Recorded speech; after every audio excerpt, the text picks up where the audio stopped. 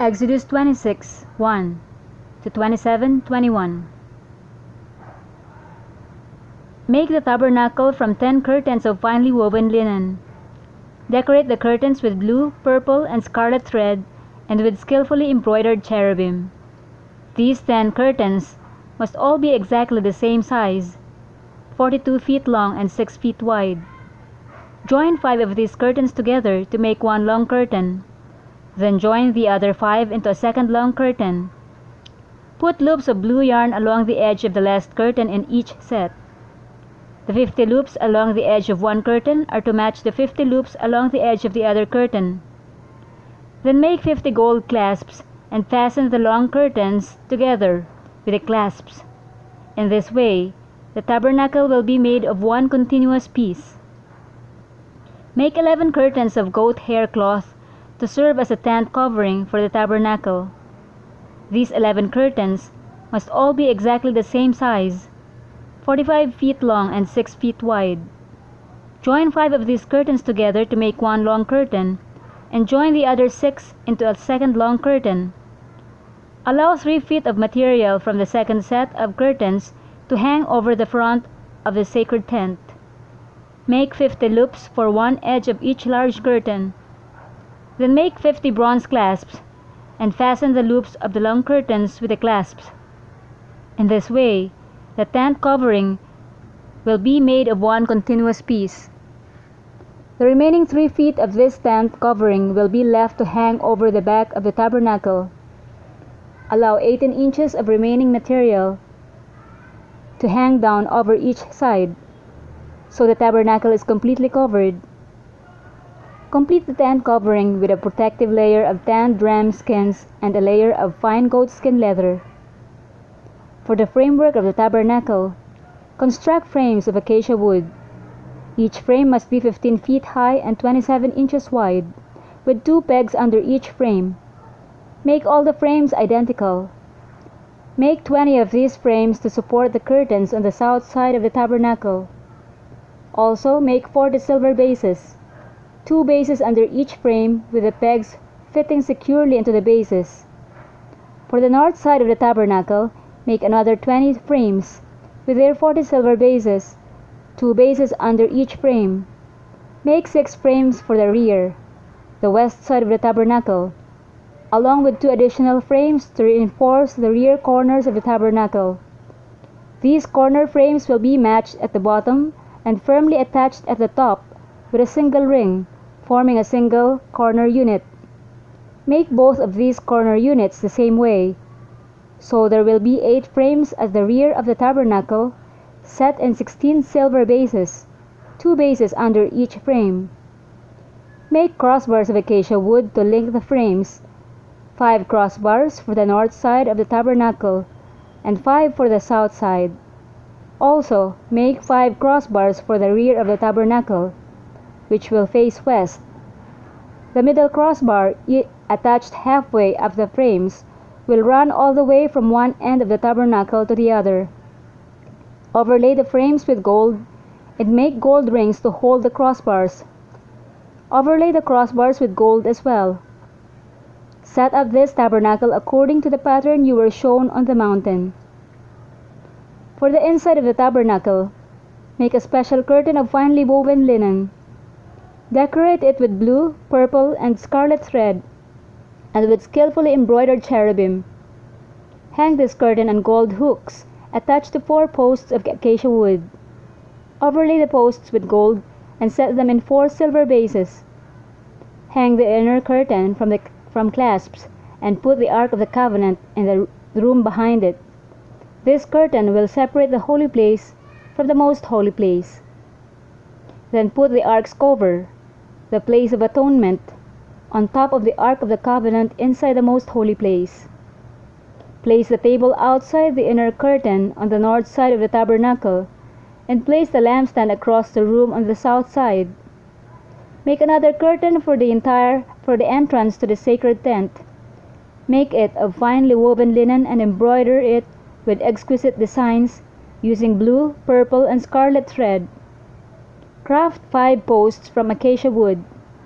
Overlay them with gold and hang the curtain from them with gold hooks. Cast 5 bronze bases for the posts. Using acacia wood, construct a square altar 7.5 feet wide, 7.5 feet long, and 4.5 feet high. Make horns for each of its 4 corners so that the horns and altar are all one piece. Overlay the altar with bronze. Make ash buckets, shovels, basins, meat forks, and fire pans, all of bronze. Make a bronze grating for it, and attach 4 bronze rings at its 4 corners. Install the grating halfway down the side of the altar, under the ledge. For carrying the altar, make poles from acacia wood and overlay them with bronze. Insert the poles through the rings on the 2 sides of the altar. The altar must be hollow, made from planks. Build it just as you were shown on the mountain. Then make the courtyard for the tabernacle, enclosed with curtains made of finely woven linen. On the south side, make the curtains 150 feet long. They will be held up by 20 posts set securely in 20 bronze bases. Hang the curtains with silver hooks and rings. Make the curtains the same on the north side, 150 feet of curtains held up by 20 posts set securely in bronze bases. Hang the curtains with silver hooks and rings. The curtains on the west end of the courtyard will be 75 feet long, supported by 10 posts set into 10 bases. The east end of the courtyard, the front, will also be 75 feet long. The courtyard entrance will be on the east end, flanked by 2 curtains. The curtain on the right side will be 22.5 feet long, supported by 3 posts set into 3 bases. The curtain on the left side will also be 22.5 feet long, supported by 3 posts set into 3 bases. For the entrance to the courtyard, make a curtain that is 30 feet long. Make it from finely woven linen and decorate it with beautiful embroidery in blue, purple, and scarlet thread. Support it with 4 posts, each securely set in its own base. All the posts around the courtyard must have silver rings and hooks and bronze bases.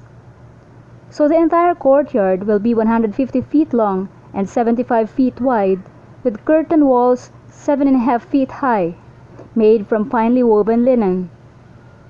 The bases for the posts will be made of bronze.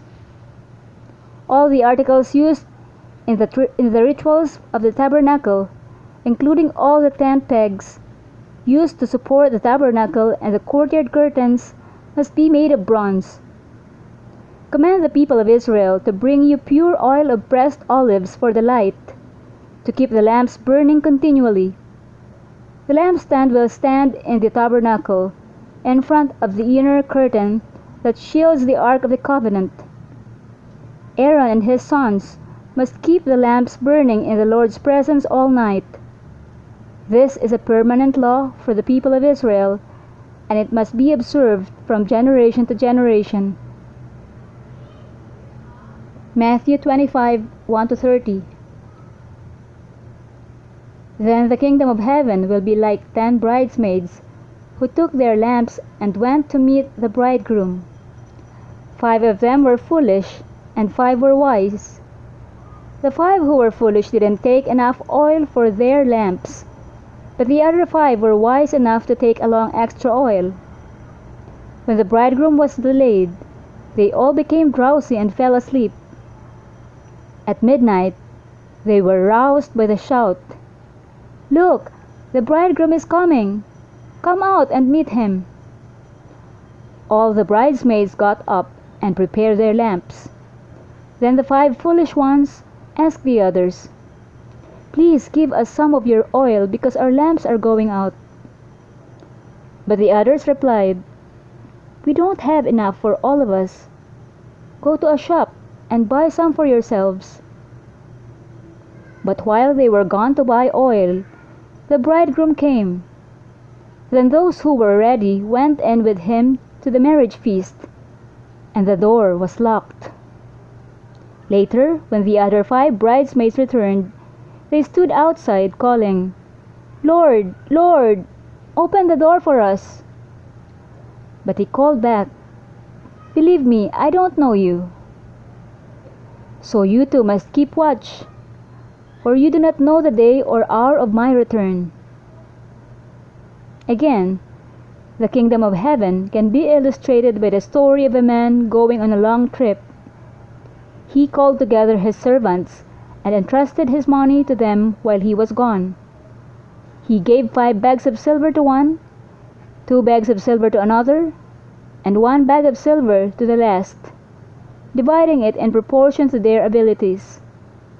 He then left on his trip. The servant who received the 5 bags of silver began to invest the money and earned 5 more. The servant with 2 bags of silver also went to work and earned 2 more. But the servant who received the 1 bag of silver dug a hole in the ground and hid the master's money. After a long time, their master returned from his trip and called them to give an account of how they had used his money. The servant to whom he had entrusted the 5 bags of silver came forward with 5 more and said, "Master, you gave me 5 bags of silver to invest, and I have earned 5 more." The master was full of praise. "Well done, my good and faithful servant. You have been faithful in handling this small amount. So now I will give you many more responsibilities. Let's celebrate together." The servant who had received the 2 bags of silver came forward and said, "Master, you gave me 2 bags of silver to invest, and I have earned 2 more." The master said, "Well done, my good and faithful servant. You have been faithful in handling this small amount. So now I will give you many more responsibilities. Let's celebrate together." Then the servant with the 1 bag of silver came and said, "Master, I knew you were a harsh man, harvesting crops you didn't plant, and gathering crops you didn't cultivate. I was afraid I would lose your money, so I hid it in the earth. Look, here is your money back." But the master replied, "You wicked and lazy servant! If you knew I harvested crops I didn't plant, and gathered crops I didn't cultivate, why didn't you deposit my money in the bank? At least I could have gotten some interest on it."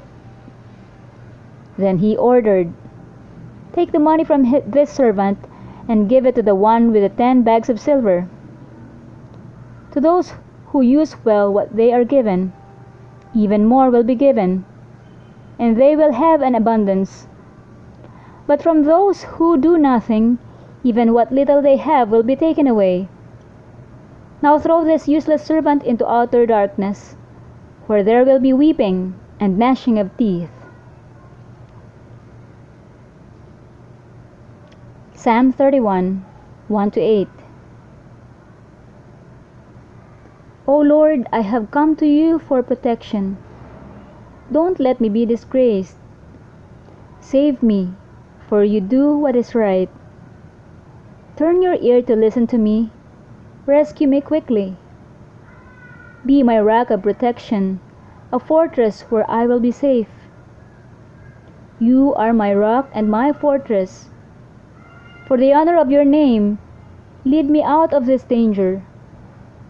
Pull me from the trap of from the trap my enemies set for me. For I find protection in you alone. I entrust my spirit into your hand. Rescue me, Lord, for you are a faithful God. I hate those who worship worthless idols. I trust in the Lord. I will be glad and rejoice in your unfailing love, for you have seen my troubles, and you care about the anguish of my soul. You have not handed me over to my enemies, but have set me in a safe place.